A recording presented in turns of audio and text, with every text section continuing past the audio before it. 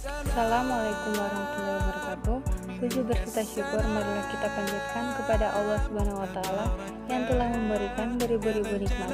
Tidak lupa salawat dan salam tercurahkan kepada Nabi Muhammad SAW, keluarganya beserta sahabatnya. Sebelumnya perkenalkan, nama saya Rizka Ridani Tabah, mahasiswa semester 1 IAIN Manado, jurusan Psikologi Islam.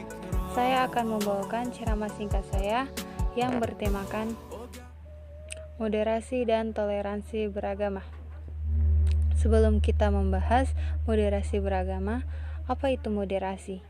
Moderasi adalah jalan tengah atau yang terbaik di antara dua hati yang mengalami kesenjangan sosial atau dua hal yang buruk.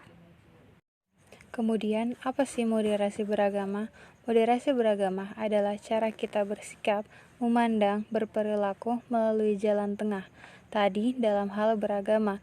Supaya kita tidak berlebihan atau tidak ekstrim dalam menjalankan agama, saya perlu tekankan kepada teman-teman bahwa moderasi beragama tentu beda dengan moderasi agama.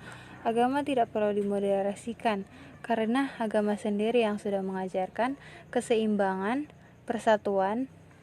Yang perlu dimoderasi adalah penganut agama dalam menjalankan moderasi agama sendiri. Kita tahu betul, teman-teman, sebagai seorang pelajar, bahwa Indonesia ini adalah negara yang majemuk, di mana banyak sekali suku, budaya, ras, dan agama yang disatukan oleh satu, yaitu Bhinneka Tunggal Ika. Berbeda-beda tetapi tetap satu.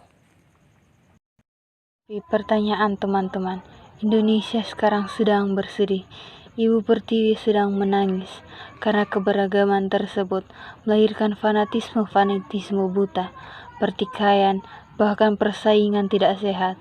Pertanyaan sekarang, maukah kita, bangsa yang besar ini, bangsa yang dibangun oleh para pahlawan dengan bercucuran darah, kini hancur karena tidak saling menerima keberagaman?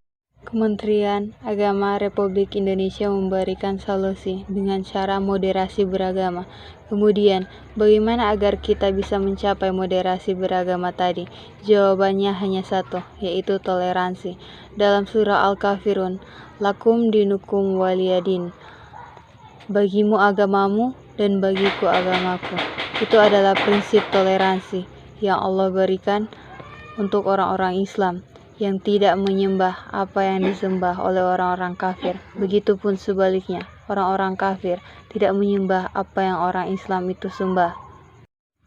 Itu adalah prinsip toleransi yang langsung Allah berikan dalam surah Al-Kafirun. Tapi banyak sekali di Indonesia kita ini yang memaknai toleransi. Ada seorang murid bertanya kepada gurunya, "Pak, Ramadan kemarin teman saya Kristen membawakan saya kue. Dia mengucapkan saya selamat Ramadan. Kemudian ketika Natal saya datang ke rumahnya. Apakah itu disebut toleransi, Pak?" Pertanyaannya, di mana titik toleransinya? Ini bukan toleransi namanya.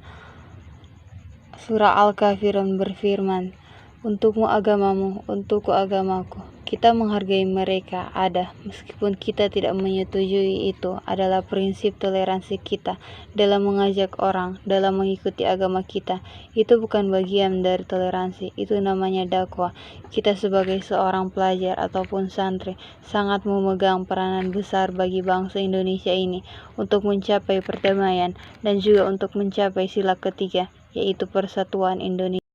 Maknanya teman-teman, marilah kita sebagai seorang pelajar harusnya kritis, jangan seperti daun yang jatuh ke air, mengalir saja, udah ikut arusnya.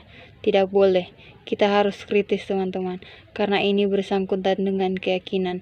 Untuk itu teman-teman, saya mengajak teman-teman semuanya untuk mari kita menerapkan moderasi beragama, tapi tidak keluar dari prinsip beragama.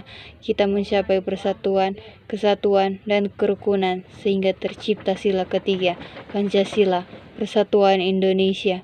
Itulah ceramah singkat saya. Mohon maaf bila ada kekurangan.